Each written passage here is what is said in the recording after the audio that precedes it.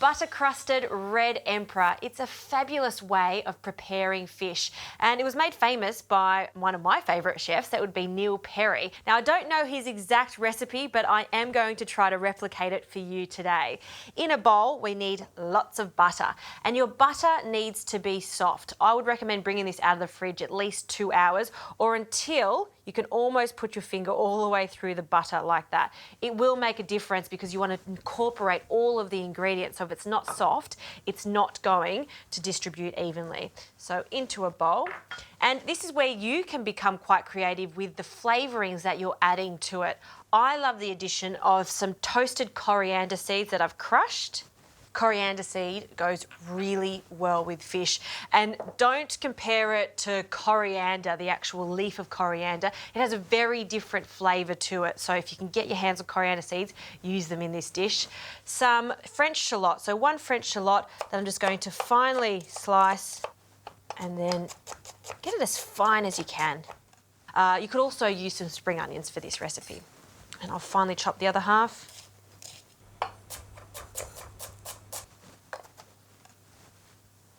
For some piquancy, Dijon mustard, so about a teaspoon, 2 teaspoons, and the zest of half a lemon. Great. Now a good seasoning, so some salt and some freshly cracked pepper. And herbs, dill, tarragon, all those soft, classic flavours with fish, and obviously, parsley works a treat too. So a sprig of parsley, and we'll finely chop it. All right, let's mix this together with some breadcrumbs. Now I'm using panko breadcrumbs. These are a great pantry staple.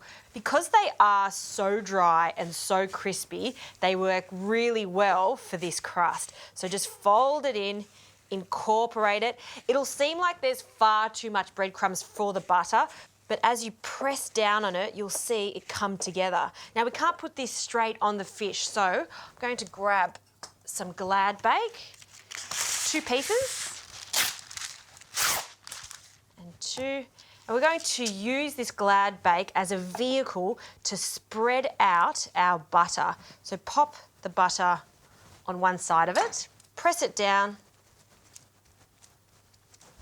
The other piece can go on top, and then with your hands, or I mean you could use a rolling pin if you like, just carefully spread it out, turning the Glad Bake and then spreading out again, and just forming a sheet of butter crust. So ideally you want this to be spread out so you can fit the 2 pieces of fish that you're going to be using. Also not too thin because we want a good chunk of that crust. So measuring it, spreading, and I'll grab my fish and you'll see that there's plenty of room to add the crust to the top. Perfect. All right, that goes into the fridge. Give it about half an hour and then we can start crusting.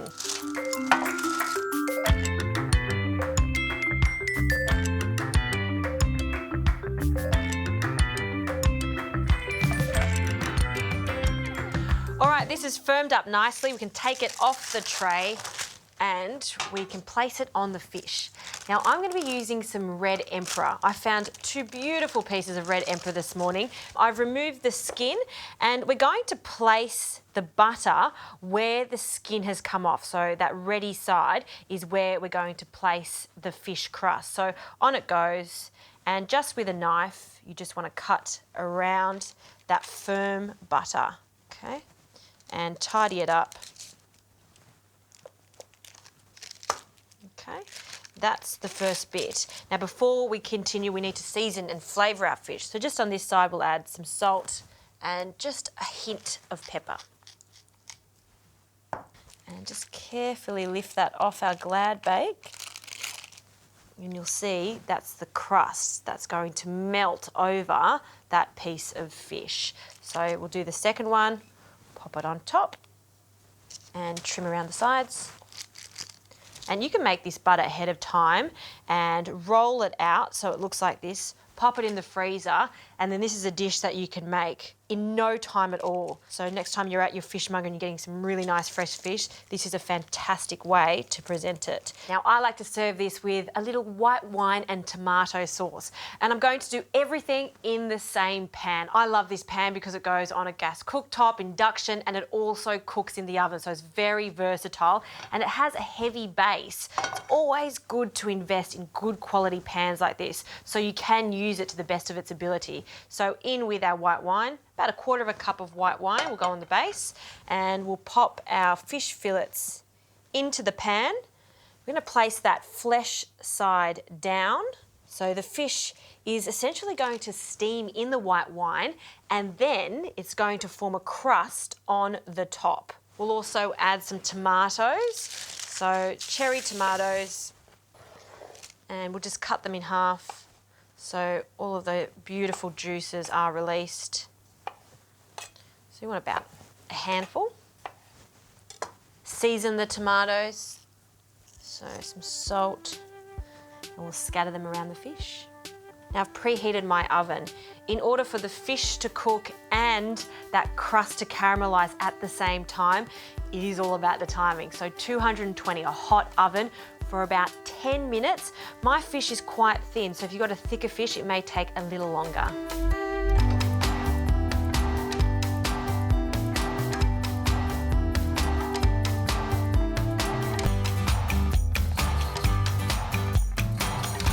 Have a look at this fish. Look at that crust. It's just set perfectly on the fish and it hasn't broken up at all. I just love this dish so much.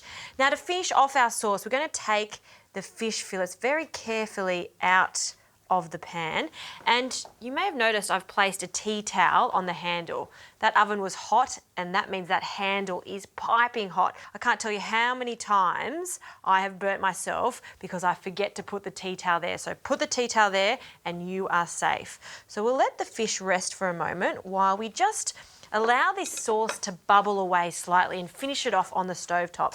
So heat on high. I like to add just a crack of pepper, and I can smell the wine. I can definitely smell the butter. You can see some of the shallots have fallen off the top and have also helped to form a lovely tomato and white wine sauce. I'm going to add a very small squeeze of lemon. And while I'm here, I'm just going to cut a cheek off this lemon for presentation onto the plate.